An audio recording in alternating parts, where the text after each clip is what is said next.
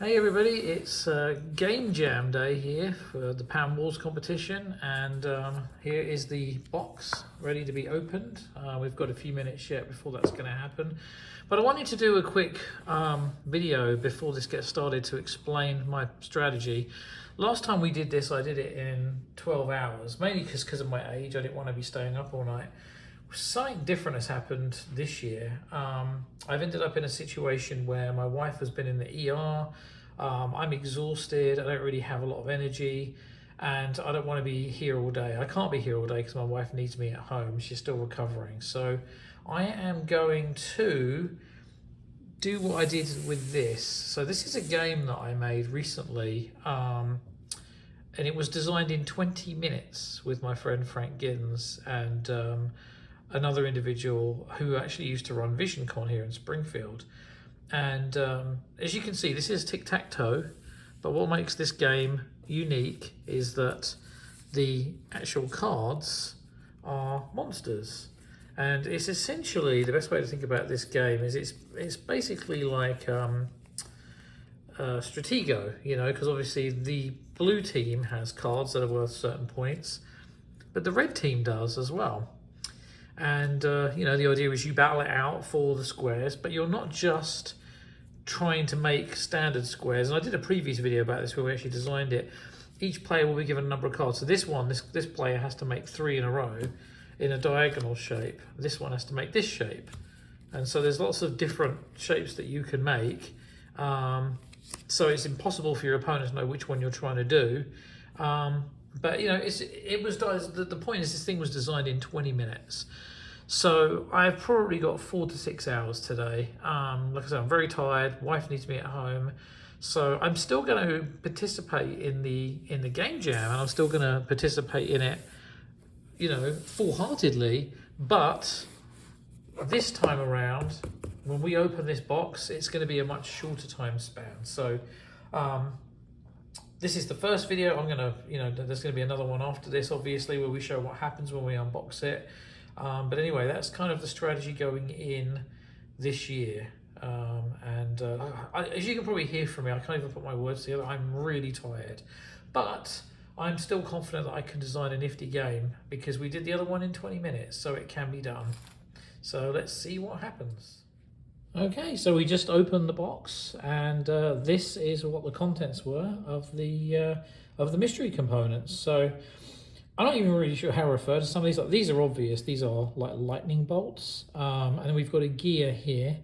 These almost look like some things that you would use in construction, like washers or something. Anyway, then we got some green tokens here.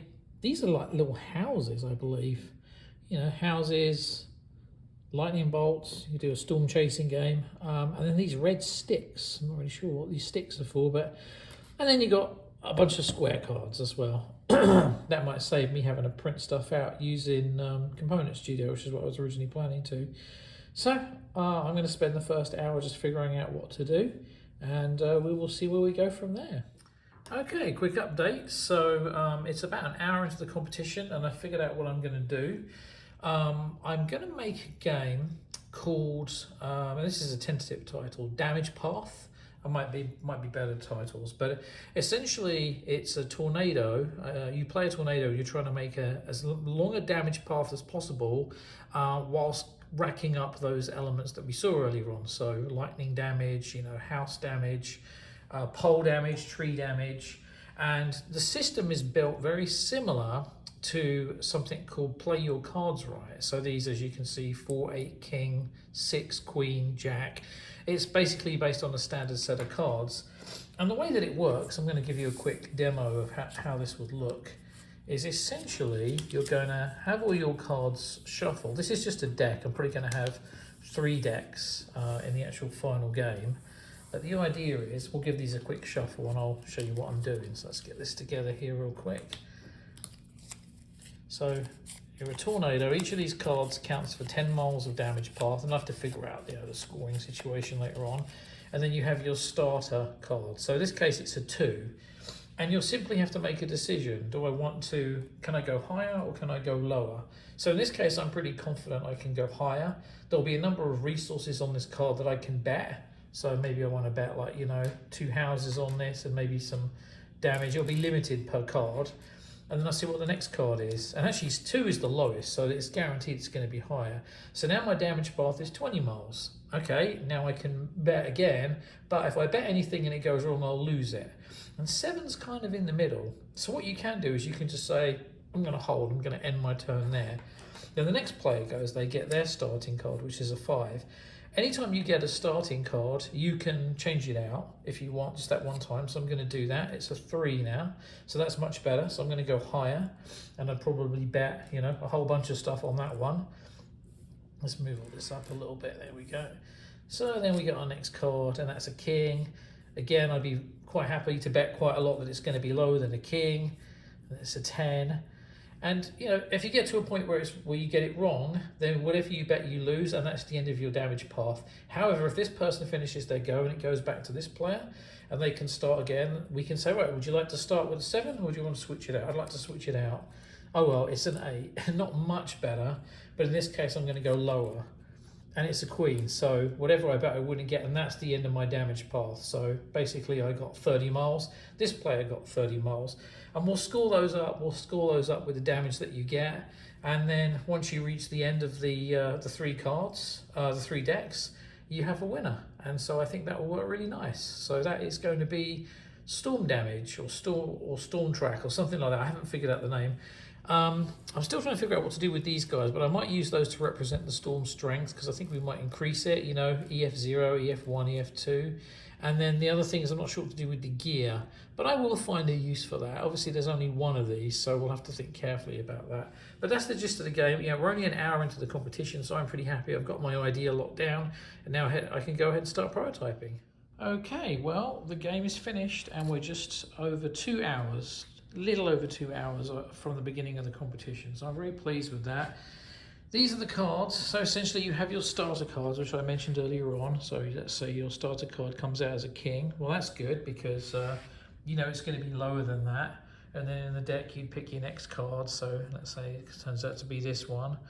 Okay, well, this is a possibility of EF5 damage with damage to houses and concrete materials, but you can't actually do anything until your tornado gets to an EF5. Right now, our tornado, I have to make a new card for it, is basically the low-end tornado.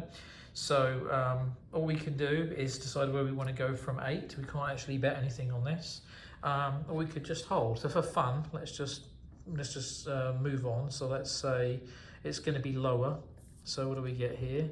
Okay, then we get 5. All right, so what can we do? We've got Storm Intensifies. So at this point, I could either have my Storm Intensifier or I can bet some damage. Well, having the Storm Intensifier is a good idea, but it doesn't mean anything if the next card ends up being something that, you know, that you get wrong.